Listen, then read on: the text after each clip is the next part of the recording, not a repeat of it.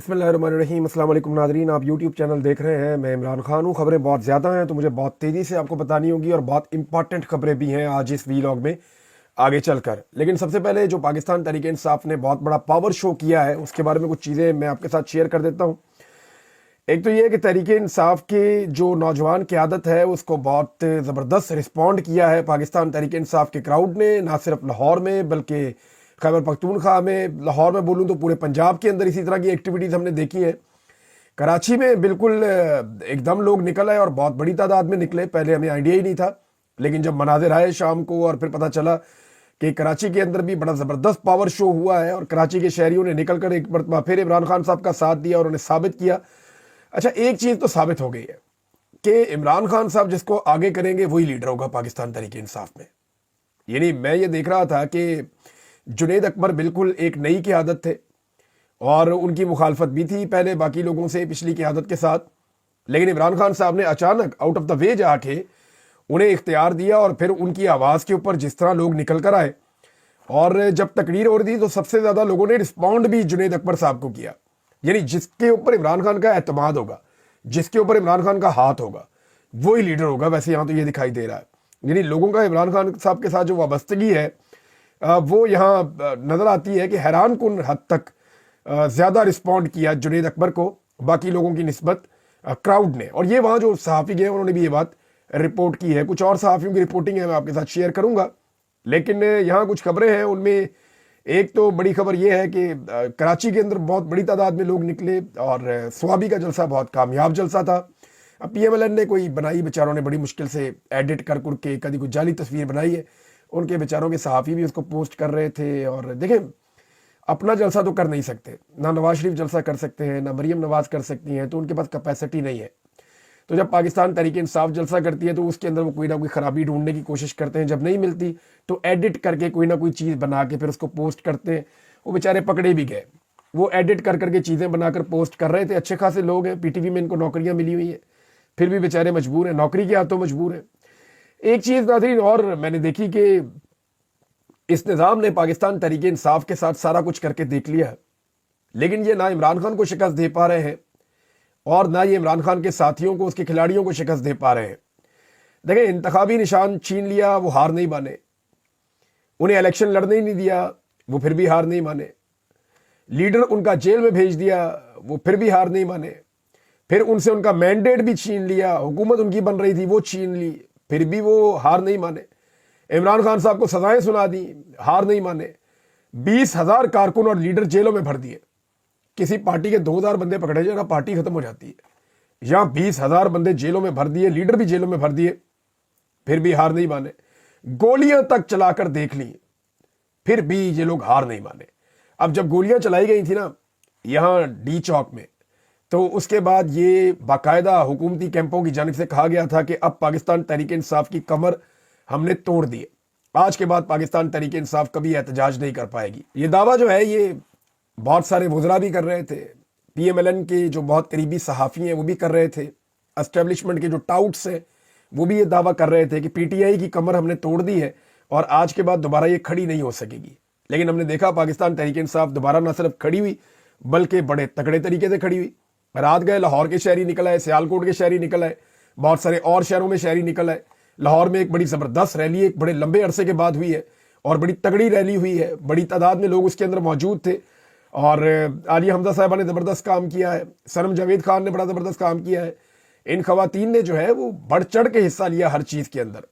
पेशावर से, मालाकंड से, जो हज़ारा डिवीज़न है वहाँ से, DA खान टांग वाली साइड से, हर तरफ से बहुत बड़ी तादाद में कारकुन पहुँचे हैं और जुनैद अकबर साहब ने एक और बड़ा ज़बरदस्त काम किया।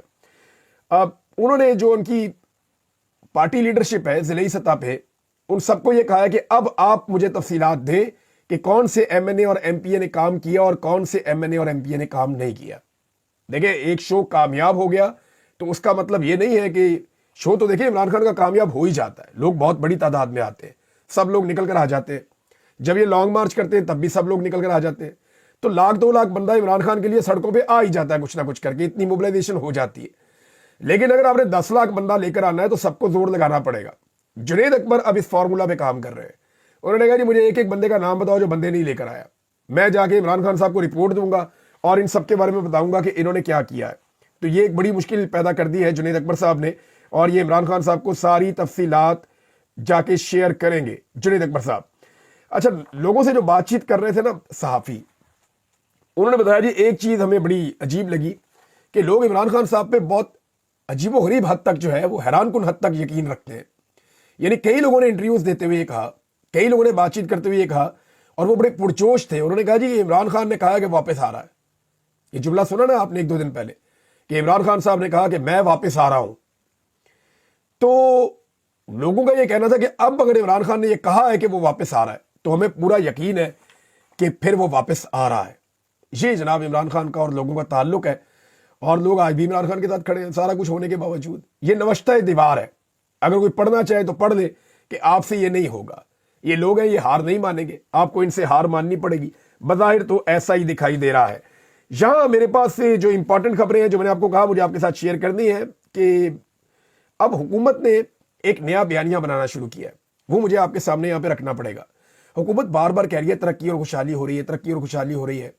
ہمارا جو وزیر اعظم ہے شہباز شریف, وزیر اعظم کا یہ کام نہیں ہوتا. وزیر اعظم اپنا کام کرتے ہیں, اور جب وہ اپنا کام کرتے ہیں تو ان کی ویڈیوز چلتی رہتی ہیں, ان کی کوریج ہوتی رہتی ہے. لیکن یہاں شہباز شریف نے اشتہاروں میں کام شروع کر دیا ہے. واک کرتے ہوئے آ رہے ہیں, ایک بچی بیٹھی ہوئی ہے, وہ بچی شہباز شریف کی تعریف کرتی ہے, شہباز شریف صاحب آ کے اس کے پاس بیٹھ جاتے ہیں, پھر اس کے ساتھ ڈائلاگ بازی کرتے ہیں, اسے بتاتے ہیں ملک میں ترقی خوشحالی پتہ نہیں کیا میں لے کر آ رہا ہوں. یہی بیان نواز شریف بھی دے رہا ہے, ترقی اور خوشحالی ہو رہی ہے. یہی بیان جو ہے وہ شہباز شریف بھی دے رہے ہیں, ترقی اور خوشحالی ہو رہی ہے. یہی بیان مریم نواز, سارا ٹبر ایک ہی بات کر رہا ہے کہ ترقی اور خوشحالی ہو رہی ہے. کیوں کہہ رہے ہیں؟ دیکھیں پہلے تو آپ یہ بات دیکھ لیں کہ کیا ترقی اور خوشحالی ہو رہی ہے. ان کی ذاتی ترقی, ان کی ذاتی خوشحالی ہو رہی ہے. ان کی جائیدادوں میں اضافہ ہو رہا ہے, ان کا NRO ہو گیا, تمام کیسز ان کے ختم ہو چکے ہیں, ان کی جان چھوٹ گئی ہے کرپشن کے سارے مقدمات سے جو انہوں نے کی ہوئی, اور ان کے خاندانوں کی خوشحالی آ گئی ہے. ان کی اپنی خوشحالی, ان کی اپنی ترقی ہو رہی ہے. پاکستان کی ترقی کتنی ہو رہی ہے اس کا اندازہ آپ یہاں سے کر دیں کہ بے شمار پاکستان کے منصوبے بند ہو گئے جو چل رہے تھے عمران خان صاحب کے دور میں, صرف پیسہ بچانے کے چکر میں. امن و امان کی صورتحال پہلے سے زیادہ خراب ہے. ابھی میں ایک پروگرام دیکھ رہا تھا, اس میں حقائق سامنے لائے گئے کہ چائنا اپنی سیکیورٹی اب خود کرنا شروع ہو گیا پاکستان میں, اور اس کے لیے تیزی سے اقدامات ہو رہے ہیں. یعنی پاکستان کے اوپر ان کا ٹرسٹ بھی نہیں رہا, یہاں تک معاملات پہنچ گئے. تو امن و امان کی صورتحال آپ کے سامنے ہے. سرمایہ کاری تاریخ کی نچلی سطح پہ ہے. اب یہ کہتے ہیں کہ مہنگائی کم ہو رہی ہے, نہیں, مہنگائی کی جو بڑھنے کی رفتار ہے اس میں تھوڑی کمی ہوئی ہے. یعنی پہلے مہنگائی کی رفتار بہت تیزی سے بڑھ رہی تھی, اب کم تیزی سے بڑھ رہی ہے, لیکن بڑھ رہی ہے. مہنگائی اگر انہوں نے کلیم کیا کہ انہوں نے مہنگائی کم کی ہے تو کوئی ایک چیز بتائیں جو عمران خان صاحب کے دور کی نسبت آج سستی ہو. بتانی پڑے گی نا. آپ اگر کہہ رہے ہیں کہ آپ نے مہنگائی کم کر دی ہے تو آپ بتائیں نا, کوئی ایک چیز بتائیں جو عمران خان کے دور سے آج کے دور میں آپ سستی بیچ رہے ہیں انسانی جان کے علاوہ, یا لوگوں کی چادر اور چار دیواری کے تقدس کے علاوہ, یا عدلیہ کی آزادی کے علاوہ, یا انصاف کے قتل کے علاوہ. کوئی اور چیز سستی نہیں ہوئی. آپ نے پاکستان میں ہر چیز کو مہنگی کیا ہے جو پاکستانی استعمال کرتے ہیں, چاہے وہ پیٹرول ہو, چاہے وہ ڈالر ہو, چاہے وہ گھی ہو, چاہے وہ آٹا ہو, چاہے وہ چینی ہو, چاہے وہ دالیں ہو, چاہے کوئی بھی چیز ہو, بجلی ہو, گیس ہو, ہر چیز کو آپ نے پہلے سے زیادہ مہنگا کیا. تو کوئی بھی ایک چیز عمران خان صاحب کے دور سے سستی نہیں ہے. وزیر اعظم نے اشتہاروں میں کام شروع کر دیا ہے, سارے رل کے کہہ رہے ہیں ترقی اور خوشحالی آ رہی ہے. تو پاکستان میں نہ ترقی آ رہی ہے نہ خوشحالی آ رہی ہے, ان کی کمبختی آ رہی ہے. ان کو پتہ ہے کہ الیکشن آنے والا ہے, لہذا اب یہ رولا ڈال رہے ہیں سارے کے سارے, اور جان بوجھ کر رولا ڈال رہے ہیں سارے کے سارے, تاکہ الیکشن جب آئے تو یہ سارے کہیں جی ہمیں تو کام ہی نہیں کرنے دیا. بھئی آپ کا جعلی مینڈیٹ ہے, آپ کو لوگوں نے ووٹ ہی نہیں ڈالے ہوئے. 17 سیٹیں آپ ٹوٹل جیتے ہیں. آپ پاکستان میں حکومت کیا, صوبے میں حکومت کیا, کہیں بھی آپ ایک شہر کا میئر آپ نہیں بن سکتے, اور آپ کو زبردستی وزیر اعظم بنا دیا ہے, وہ دوسرے کو صدر بنا دیا ہے, وہ ادھر ایک کو وزیر اعلیٰ بنا دیا ٹک ٹاکر کو. تو انہوں نے بھتیجی جو ہے وہ ٹک ٹاک بناتی ہے, چچا جو ہے وہ اشتہار بناتا ہے, عجیب ماڈلز لا کے انہوں نے یہاں بھرتی کر دی ہیں, اور باپ جو ہے وہ کبوتر اڑاتا ہے. وہ سارا خاندان ہی نوسر بازوں کا. بھائی کوئی کبوتر اڑا رہا ہے, کوئی ٹک ٹاک بنا رہا ہے, کوئی اشتہار بنا رہا ہے, وہ ایک ہے اس کو گانے کا شوق ہے. عجیب و غریب قسم کے لوگ جو ہیں وہ پاکستان کے اوپر لا کر مسخرے انہوں نے مسلط کر دیے ہیں پاکستان کی اسٹیبلشمنٹ نے. پتہ نہیں عجیب شوق ہے ان کے. اب آپ یہ دیکھیں کہ عمران خان صاحب نے آرمی چیف کو جو خط لکھا اس کے بارے میں بات کرنی ہے. میں اس کی تفصیلات آپ کے سامنے رکھتا ہوں کہ عمران خان صاحب نے آرمی چیف کو خط کیوں لکھا. لیکن چلے اس سے پہلے جنید اکبر نے جو تقریر کی وہ سب سے امپورٹنٹ ہے. اس کی کچھ چیزیں میں آپ کے ساتھ شیئر کر دیتا ہوں کہ جنید اکبر صاحب نے اپنی تقریر میں کیا کچھ کہا.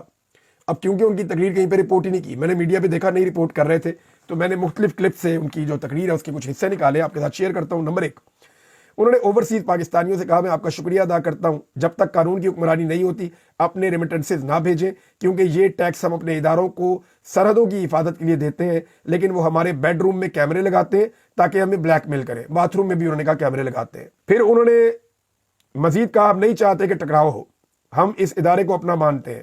اس وقت عوام اور ادارے کے درمیان بہت بڑے فاصلے ہیں، یہ ملک کے لیے بھی خطرناک ہے اور آپ کے ادارے کے لیے بھی خطرناک ہے. ادارے پاکستان کے چاچا اور ماما مت بنے، یہ ملک میرا ہے، یہ زمین میری ہے. آپ سرکاری نوکر ہیں، آپ یہ ادارے چھوڑ کر چلے جائیں گے، مگر میں ان اداروں کو اون کرتا ہوں. یہ بھی جنید اکبر نے کہا. پھر انہوں نے کہا کہ محسن نقوی کہہ رہا ہے کہ دوبارہ وہی کریں گے، جب عمران خان اس بار حکم دیں گے تو آپ کا چال بھی ٹھیک کریں گے اور آپ کی ڈھال بھی ٹھیک کریں گے. یہ بات جناب جنید اکبر صاحب نے محسن نقوی کو کہی. اور اس کے علاوہ ان کا سٹیٹمنٹ ہے میں اداروں اور وزیر داخلہ کو پیغام دیتا ہوں کہ 26 نومبر کو ہمیں اپنی ریاست اور اداروں سے یہ امید نہیں تھی کہ آپ ہم پر گولیاں چلائیں گے، لیکن اس بار ہم آپ کی گولیوں کی تیاری کے ساتھ آئیں گے. ناظرین، پاکستان تحریک انصاف کی ایک اندرونی سیاست بھی عجیب سی چل رہی ہے، اور یہ جو علی امین گنڈا پور اور جنید اکبر صاحب یہ کچھ بھی کہتے ہیں اپنے منہ سے، یہ جو اختلافات ہیں یہ بظاہر دکھائی دیتے ہیں. سلمان اکرم راجہ اور شیر افضل مروت یہ کچھ بھی کہیں اختلافات دکھائی دیتے ہیں، اور سٹیج کے اوپر بڑی بھونڈی اور عجیب و غریب قسم کی حرکتیں ہم نے ہوتی ہوئی دیکھی ہیں، جن سے ہمیں نظر آتا ہے کہ پاکستان تحریک انصاف میں اختلافات ہیں. اب اتنی بڑی پارٹی ہے، اس میں اختلافات تو ہوتے ہیں، لیکن نارملی ایسے موقعوں کے اوپر ایسی چیزوں سے گریز کرنا چاہیے. ایک دوسرے کو نیچے آپ دکھائیں گے تو عمران خان کی مدد کیسے کریں گے؟ اس وقت تو ان کا لیڈر جیل میں ہے، لیڈر کو اگر جیل سے باہر دے کر آنا ہے تو کم سے کم اپنی لڑائیاں اس وقت ان لوگوں کو بھولنی پڑیں گی. عمران خان صاحب نے آرمی چیف کو جو دوسرا خط لکھا، میں نے آپ کو پچھلے ویلاگ میں وہ خط پڑھ کے سنایا. عمران خان نے یہ دوسرا خط کیوں لکھا یہ میں نے آپ سے کہا تھا میں آپ کو اگلے ویلاگ میں بتاؤں گا. تو کچھ چیزیں ہیں جو عمران خان صاحب ثابت کرنا چاہتے ہیں یہ خط لکھ کر. ایک تو عمران خان صاحب چاہتے ہیں کہ وہ یہ تاثر بنائے کہ انہوں نے اپنی ذمہ داری پوری کی ہے. یعنی میں نے عدلیہ کو بھی لکھا، میں نے آرمی چیف کو بھی لکھ دیا، جہاں سے ہمیں شکوہ شکایت ہے میں نے وہاں لکھ دیا. آرمی چیف کو بھی خط لکھ دیا، میں نے اپنی حجت تمام کی ہے، میں اپنی ذمہ داری پوری کر رہا ہوں. ایک تو یہ ہے. دوسرا، عمران خان صاحب یہ بھی بتانا چاہتے ہیں کہ ذمہ داری کس کی طرف ہے. یعنی عمران خان صاحب کلیئرلی کہتے ہیں کہ ملٹری اسٹیبلشمنٹ کی وجہ سے یہ سارے حالات پیدا ہوئے. انہوں نے صاف بتایا کہ کرنل کیا کر رہا ہے، فلاں کیا کر رہا ہے، ایجنسیاں کیا کر رہی ہیں، اور ملٹری کا کیا رول ہے پاکستان کی سیاست کے اندر. اور اگر فوج ان معاملات کو ٹھیک کرنا چاہتی ہے تو فوج کو سیاست سے اپنے آپ کو الگ کرنا پڑے گا، اپنے اصل آئینی اور قانونی رول میں جانا پڑے گا. اب عمران خان صاحب یہ بھی بتا رہے ہیں کہ مسئلہ ہے کس کا، اور انہوں نے ایک جملہ بولا کہ چند کالی بھیڑیں. یعنی وہ عمران خان صاحب یہ بھی کہہ رہے ہیں کہ پوری ملٹری کے اوپر ان کا کوئی وہ نہیں ہے. انہوں نے پچھلے خط میں کہا تھا کہ فوج بھی میری، ملک بھی میرا.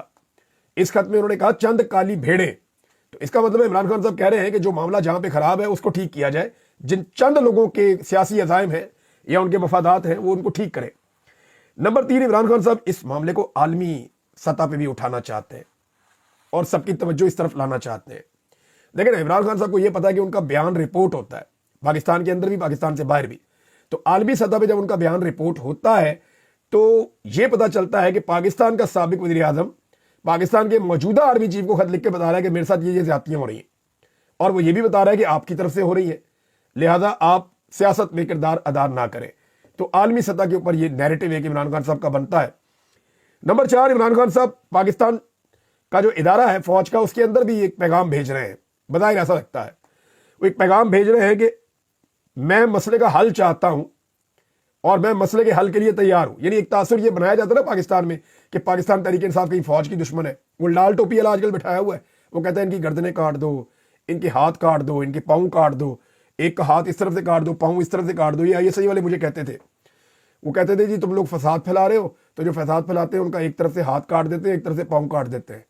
یہ بات انہوں نے مجھے بھی کی اور یہ مقبول جان صاحب کو بھی کی، اور جو لوگ انہوں نے اٹھا کے اغوا کیے ان کو بھی یہی بات کرتے تھے، پھر بہت مارتے تھے انہیں. تو یہ جناب یہی بات جو وہ لال ٹوپی والا بھی کہہ رہا ہے، وہ یہ کہتا ہے جناب کہ ان کی گردنیں بھی کاٹو تلواروں سے، ہاتھ بھی کاٹو اور ٹانگیں بھی کاٹو. اس طرح کی باتیں وہ کر رہا ہے، اس طرح کا بیانیہ وہ بنا رہا ہے. تو اس بیانیے کا توڑ ہے جو عمران خان صاحب بتا رہے ہیں کہ جی ہم مسئلہ نہیں ہے، مسئلہ ہمارے ساتھ ہو رہا ہے, ہم تو مسئلے کا حل ہے اور مسئلے کا حل بتا رہے ہیں کہ جناب آپ اپنے آئینی کردار میں جائیں اور ہم الیکشن جیتنے ہمارا مینڈیٹ ہمیں واپس کریں, یا آپ اس کے اندر سے نکل جائیں, ہم خود ہی اپنے معاملات سیاسی کر لیں گے. لہذا عمران خان صاحب نے کھل کر اپنا موقف اس لیے رکھا, اس کی وجہ یہ ہے کہ انٹرنیشنلی پاکستان کے اندر اور وہ بتا سکیں کہ ایکچولی ذمہ دار کون ہے, اور وہ عالمی سطح پہ بھی بتائیں, اور اس کے علاوہ ادارے کے اندر بھی پیغام جائے کہ عمران خان مسئلے کا حل چاہتا ہے, تاکہ مسئلے کے حل کی طرف اگر بڑھنا ہے تو بڑھنے میں آسانی رہے. عمران خان صاحب کے نام کے ناظرین نعرے لگ گئے قذافی اسٹیڈیم میں, یہ تو ہونا تھا, یعنی وہاں پہ جہاں نوجوان اکٹھے ہوں گے وہاں یہی ہوگا.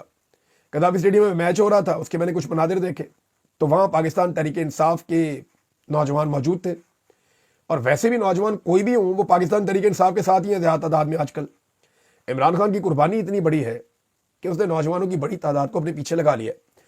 یہی نوجوان نواز شریف کے ساتھ کھڑے ہو سکتے تھے. آج اگر آپ 100 نوجوانوں سے پوچھیں گے تو ان میں زیادہ تر نوجوان عمران خان کے ساتھ کھڑے ہوں گے, بہت کم نواز شریف کے ساتھ کھڑے ہوں گے, بہت کم بلاول کے ساتھ کھڑے ہوں گے, بہت کم باقی پارٹیوں کے ساتھ کھڑے ہوں گے. تو اگر آپ اکیلے عمران خان کو دیکھیں تو ساری پارٹیوں کے مقابلے میں وہ 2/3 سے زیادہ نوجوانوں میں اکثریت رکھتا ہے. اتنی طاقت ہے. 70-80% نوجوان یا شاید اس سے بھی زیادہ, اگر میں ایگزیجریٹ نہیں کر رہا تو وہ عمران خان صاحب کے ساتھ ہے. تو اسٹیڈیم کے اندر نعرے لگ گئے جناب. اب اس کا حل تو ہے کوئی نہیں. لوگ موبائل ساتھ لے کر جاتے ہیں, انہوں نے ویڈیوز بنا لی, قیدی نمبر 804 کے نعرے لگ گئے, عمران خان کے نعرے لگ گئے, تحریک انصاف کے نعرے لگ گئے, PTI کے نعرے وہ لگاتے ہیں, انہوں نے وہ بھی نعرے لگائے. تو یہ صورتحال جناب ہوئی ہے اسٹیڈیم کے اندر. اچھا, یہ جو چیزیں ہو رہی ہیں نا لگاتار, ان چیزوں نے مسلم لیگ نون کو ذہنی مریض بنا دیا ہے. سب سے پہلے جو ذہنی مریض بنے وہ نواز شریف صاحب. انہیں یقین ہی نہیں آ رہا اب تک کہ میں مانسیرا سے بھی ہار گیا اور لاہور سے بھی ہار گیا. جتنی بدترین شکست نواز شریف صاحب کو ہوئی ہے مانسیرا سے اور لاہور سے, وہ ذہنی طور پہ بہت ڈسٹرب ہے. وہ بات نہیں کر پا رہے, میڈیا کو فیس نہیں کر پا رہے, سامنے نہیں آ پا رہے, اپنی پارٹی کو کنٹرول نہیں کر پا رہے, پارٹی کے لوگوں سے نہیں مل پا رہے. تو میاں صاحب ذہنی طور پہ بہت ڈسٹرب ہوئے ہیں. ان کی جانب سے اسٹیٹمنٹ ضرور جاری کیا جاتا ہے لیکن وہ بہت پریشان ہے. دوسرا جو ہے وہ خواجہ آصف صاحب کو ہم نے دیکھا کہ انہوں نے اپنے والد کو ایک تقریب کے اندر, یعنی الو کا پٹھا ایک کو کہہ دیا اپنے والد کو, یا پتہ نہیں یا بڑا الو کا پٹھا کہہ دیا, مجھے سمجھ نہیں آ رہی انہوں نے کیا کیا. یعنی کہانی ایسی سنا دی جس میں ان کے والد نے کتاب واپس کرنے کا کہا اور خود کہتے ہیں جی کتاب واپس کرنے والا الو کا پٹھا ہوتا ہے. تو عجیب و غریب ہی کام ہے, اور کتاب دینے والا اس سے واپس کرنے والا اس سے بڑا الو کا پٹھا ہوتا ہے. اس طرح کی بات کی انہوں نے. تو خواجہ آصف صاحب ذہنی مریض بن گئے. اتنی دفعہ انہیں شکست دی ہے ڈار فیملی نے, اور اب تو ریحانہ ڈار صاحبہ نے بدترین حالات کے باوجود انہیں شکست دے دی ہے. اب احسن اقبال صاحب کے ذہن پہ بھی اثر ہو گیا ناظرین. انہوں نے عجیب و غریب بیانات دینا شروع کر دیے ہیں. یہ تیسرا بندہ سامنے آیا, اور بہت سارے ہیں لیکن مین بندوں کی میں بات کر رہا ہوں. ان کی ذہنی حالت بہت خراب ہو گئی ہے. انہوں نے ایک سٹیٹمنٹ دیا کہ ہم پاکستان کو علامہ اقبال کا قائد اعظم بنائیں گے. پاکستان کو علامہ اقبال کا قائد اعظم بنائیں گے. ٹھیک ہے جی, سلپ آف ٹنگ ہو سکتا ہے ایک آدھا جملہ. اور دوسرا ان کا جملہ یہ ہے مسلم لیگ نون پاکستان کی ماں ہے. یہ عجیب و غریبی بات ہے بھائی. اور ریاست ماں ہوتی ہے, یہ تو ہم نے سنا تھا کہیں کہیں. مسلم لیگ نون پاکستان کی ماں ہے تو باپ کون ہے؟ بلوچستان عوامی پارٹی. یعنی عجیب و غریب کام کر رہے ہیں یہ لوگ. ذہنی طور پہ واقعی ڈسٹرب ہے. ناظرین ایک بہت بڑی خبر ہے, اور یہ شہباز رانا صاحب لے کر آئے, ان کا کریڈٹ ہے, لیکن خبر بہت بڑی ہے. پاکستان میں IMF کا ایک مشن آیا ہوا ہے, 6 تاریخ سے آیا ہوا ہے, اور یہ مشن 14 فروری تک پاکستان میں رہے گا. یہ مشن جو کام پاکستان میں کر رہا ہے آپ کو حیرت ہونے والی ہے اب. اور اس سے پہلے کبھی بھی IMF کے مشن نے یہ کام پاکستان میں نہیں کیے. جو وہ اب کرنے جا رہا ہے وہ کرپشن کی روک تھام اور گورننس کے نظام کی بہتری کے لیے پاکستان کے اندر چیزوں کو دیکھ رہا ہے کہ پاکستان کے تمام اداروں تک اس کو دسترس دی جا رہی ہے, اور لگ بھگ 5 بڑے ایریاز میں وہ فوکس کرے گا. 19 وزارتوں اور ریاستی اداروں سے ان کی ملاقاتیں ہیں. اور اب IMF کن چیزوں پہ کام کرنے جا رہا ہے, یہ تہلکہ خیز خبر ہے شہباز رانا صاحب کی. رول آف لا کے اوپر IMF فوکس کرے گا پاکستان میں. اینٹی کرپشن کے اوپر IMF فوکس کرے گا پاکستان میں. ویسٹرن انٹرسٹ یعنی لوگوں کے ذاتی فائدے, اور وہی بیٹھ کے قوانین بنا رہے ہیں. یعنی جن کی ملیں ہیں شوگر ملیں, وہی شوگر ملوں کے حوالے سے گنے کی خریداری کے قوانین بنا رہے ہیں. کسانوں کو مارو, گنا سستا لے لو, اور چینی بناؤ, چینی مہنگی بیچو, یا اس کو ایکسپورٹ کرنے کی پالیسی.